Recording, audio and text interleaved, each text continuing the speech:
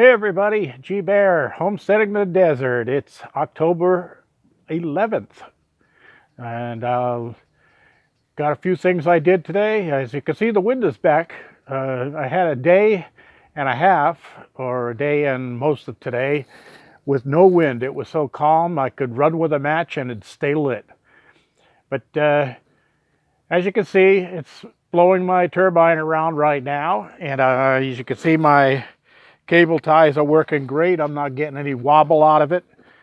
And I got a few things I did today. So one of the things I did here was I painted the hot water side of this shower unit black.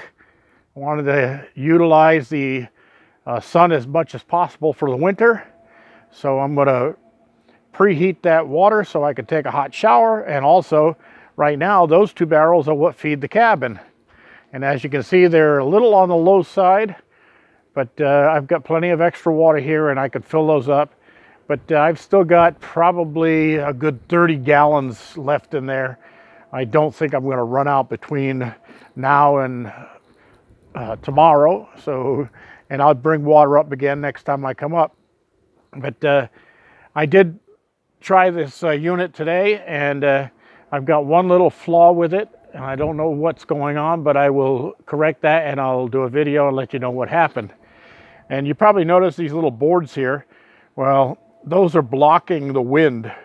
I'm going to put flap doors on here that I can close down hinged so that they tilt up like this for the summertime when it's nice and warm out here, but when it gets cold and breezy in the winter and or in this time of the year, when you're soaking wet in there, the wind chill takes over, so I'll be able to close those down. Right now I just had some scrap pieces here and I just threw a couple of screws in there and held those up so that I can block the wind for taking a shower. Another thing I did was I extended the shower head, and I took the little close nipple I had out of there and I put a 1-foot plastic nipple in.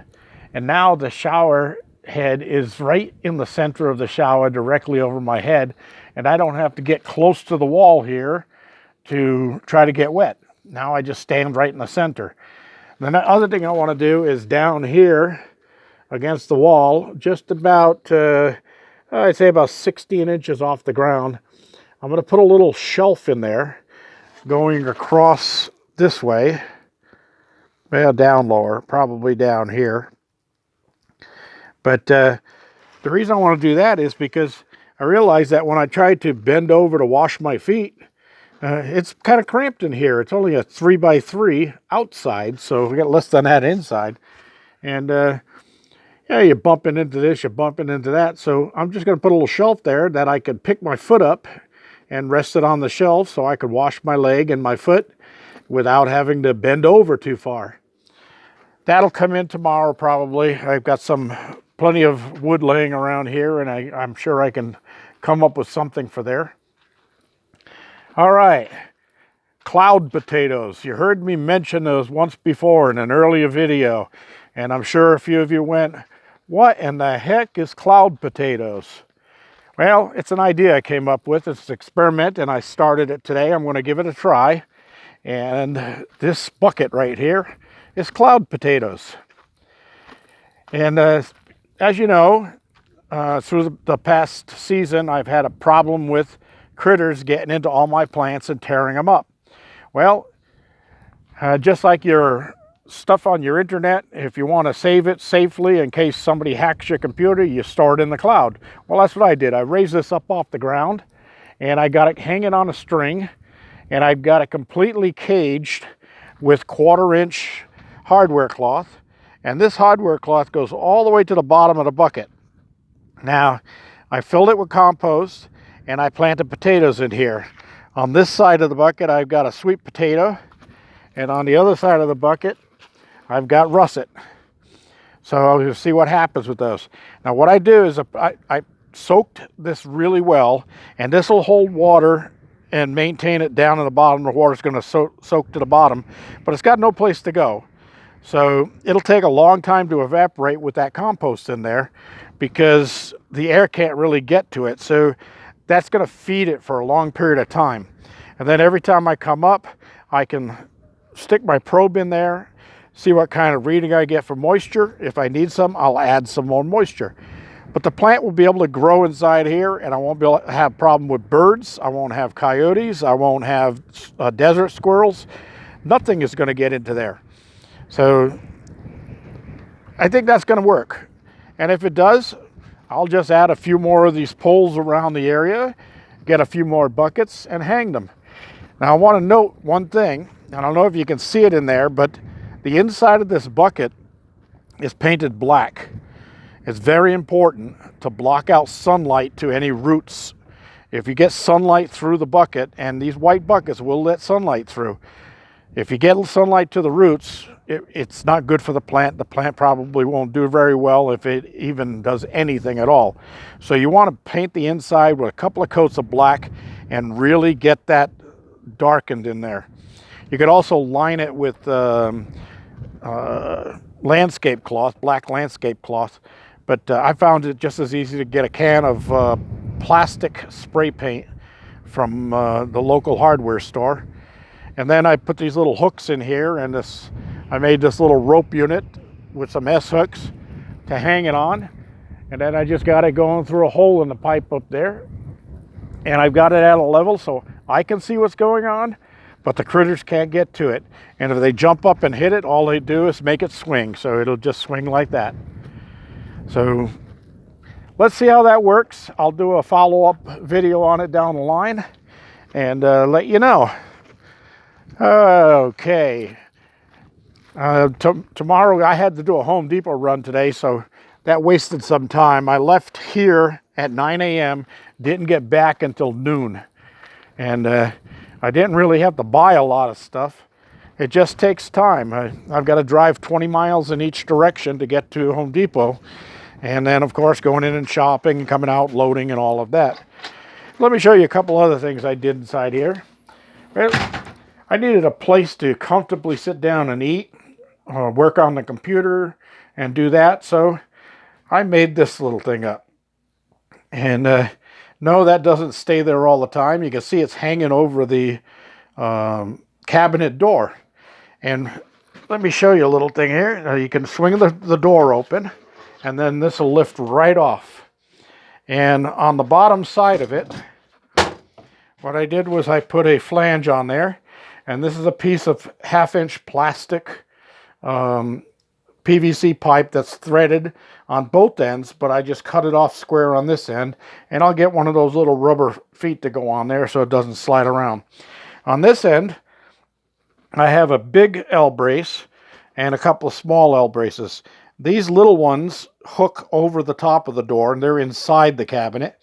And then this little one and this one actually rest against the front of the door. And I'm going to slip some little plastic slips over these so that they don't scratch up the cabinetry. But to store this, all I have to do is unscrew this unit here, and I can store it up on top of the cabinet, or I can store it under the bed in the deep storage.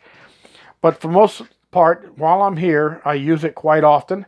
So I'll just leave it hooked up on there, and when I sit down and eat, I can turn and watch TV up here. And yes, that's my antenna working. And I can keep an eye on my battery voltages and stuff like that.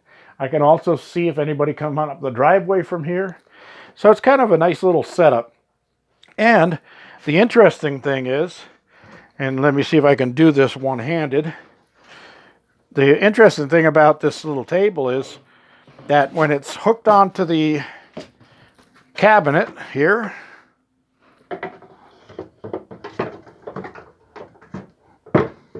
yep. Yeah, it's not that easy one-handed. There we go. There we go. Now it's in place. I can still use this drawer. And this little shelf was an extra that came with one of the, I think it came with that base cabinet. And because there's a propane tank in there, I didn't have room for a shelf. but I saved it anyway, and I was using that by pulling this drawer out and laying it on the drawer across here, and then using that as a table to eat at. But it was a little too high, wasn't very comfortable, wasn't very efficient. I think this is going to work out better.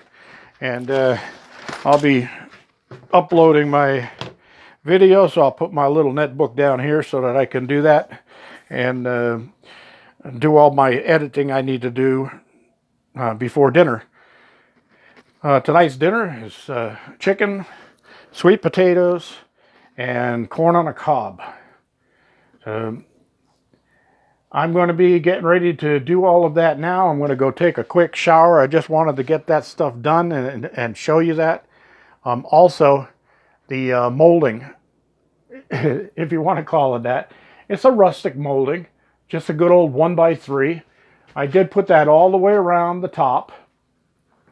And I want to mention, last night, even though it got cold again, and it was too cold to go outside without a shirt, or even a light jacket would have been adequate, but I can stand the cold a little bit better, so I just went out with a t-shirt on.